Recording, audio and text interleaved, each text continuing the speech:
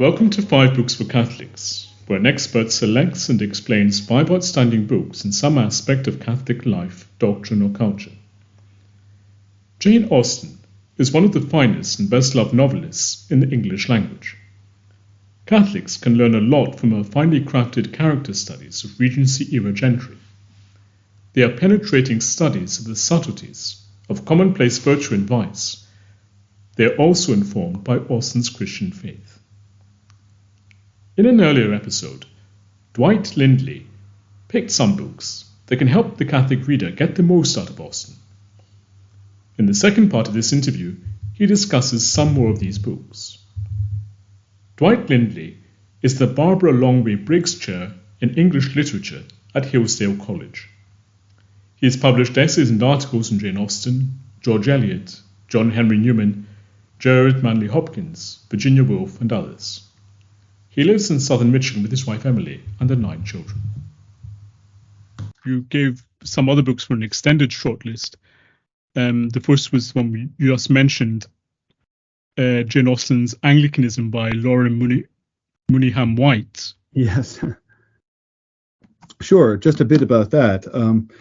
It's really from that book that I fully realized what I already described a little bit, that Jane Austen's Anglicanism was pre-Victorian and pre-higher criticism, if you want. Higher criticism, as I was describing it, that sort of particularly German school of biblical criticism, which challenged the faith of so many. She was just before all of that, and in a certain sense, a more innocent age.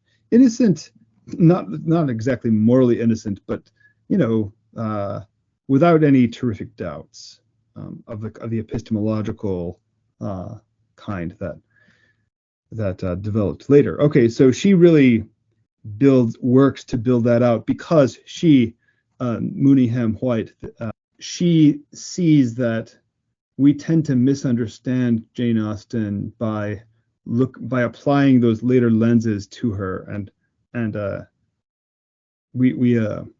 this is just a kind of Anglicanism that is long gone, and so she tries to put us back in that world.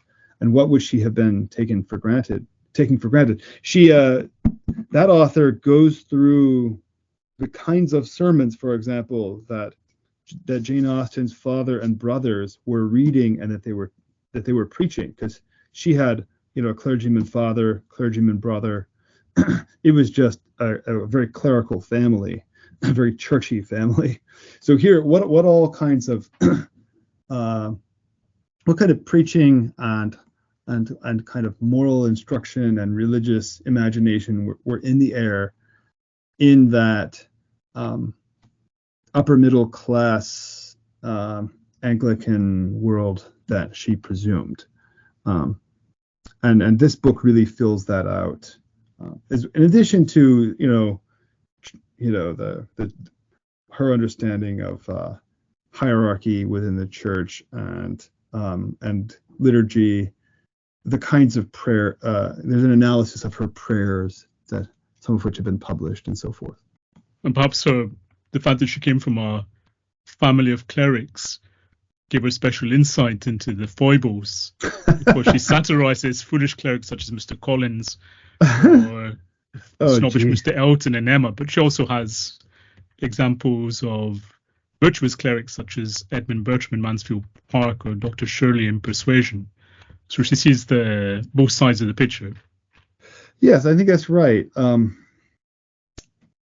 Newman would say, there are things that we could wish were present even in her best clerics, but I think it's true that she has a sharp eye for the kinds of blind spots and moral failings that a clergyman could fall into, especially in a comfortable setting, a comfortable pastoral setting where you have a living and a gentrified setting.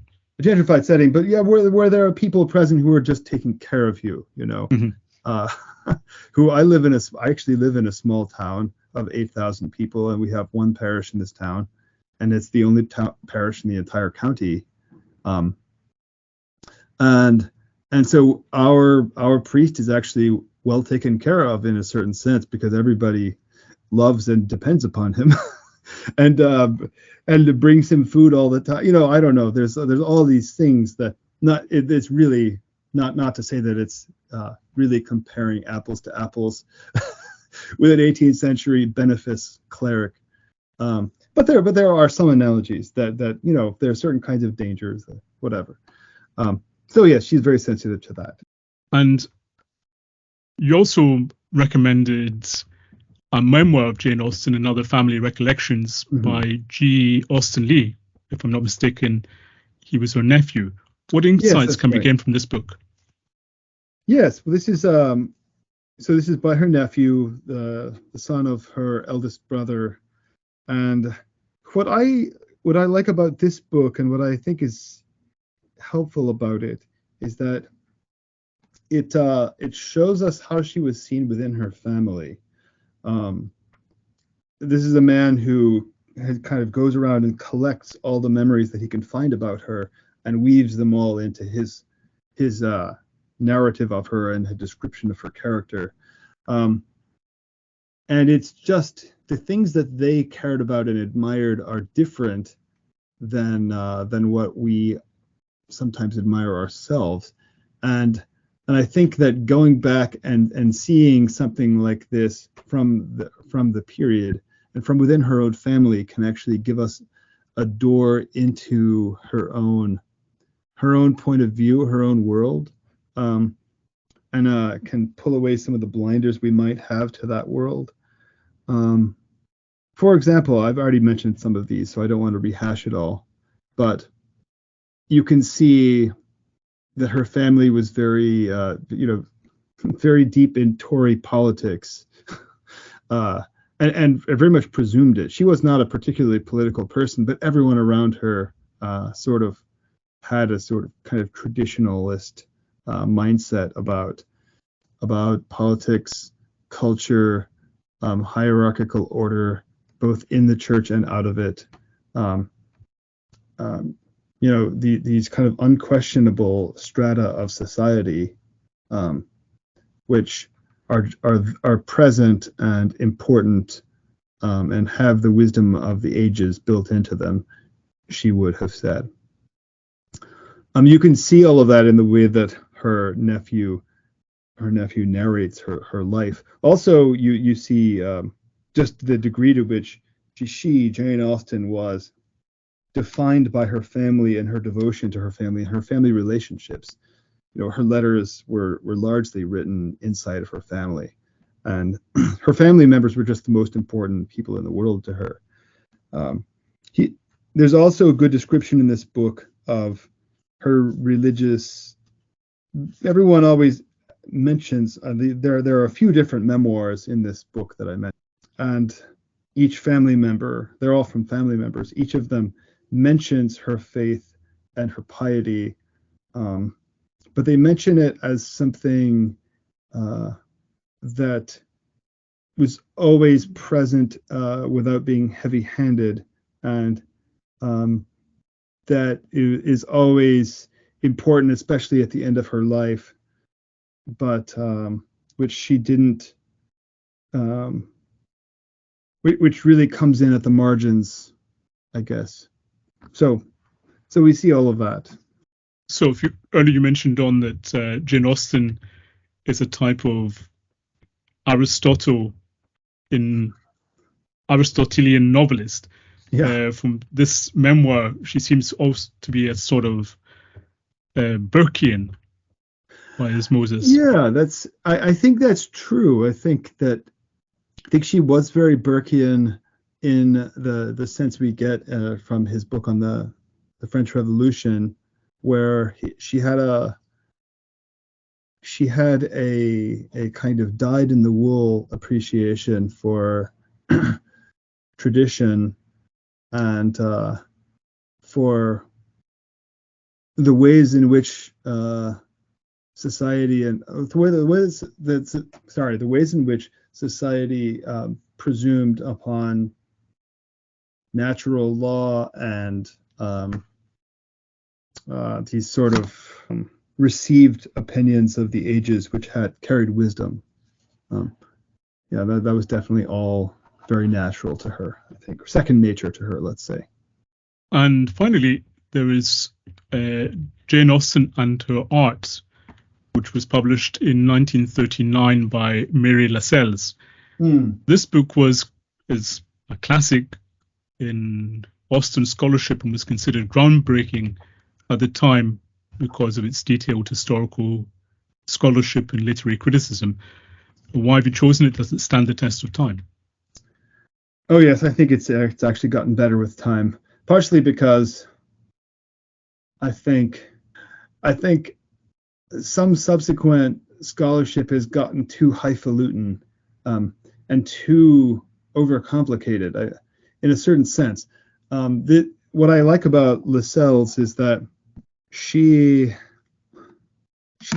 appreciates the most basic things about Austen and looks into them with care and specificity, especially her influences and the way that she uses things as simple as syntax, diction, irony, and literary genres such as satire and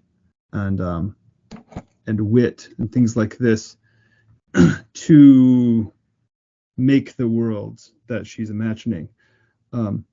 Subsequent critics writing about Jane Austen there are many good books, many good things to read, but I think that the freshness and eloquence of this earlier volume is hard to beat, and that it's a good way in for appreciators of Austen who want to think a little bit more carefully about her literary quality. So I just mentioned maybe two more things. One of the things that Lascelles does well is she just goes to some of Jane Austen's favorite writers, such as Samuel Johnson, so-called Dr. Johnson from the 18th century, who was her favorite prose nonfiction writer and favorite moralist. And she goes to Johnson and then and brings out some relevant texts, and then goes back and forth between him and Austen and talks about how we see this getting ingested, so to speak, and expressed in an Austen novel, and very, very insightfully, I think, and believably. So she really opens up some of Austen's imagination that way. Thank you for listening. To read or listen to the rest of this interview and gain full access to our archive, visit 5booksforcatholics.com and become a premium subscriber. If you've enjoyed this episode, please subscribe to the podcast and give it a top rating on the platform of your choice. That way more people can discover it. You can also support the podcast and help us produce more interviews like this one by making a one-off donation via the link given in the show notes. As little as $1, £1, or €1 can help and will be greatly appreciated. Thank you once again, and God bless.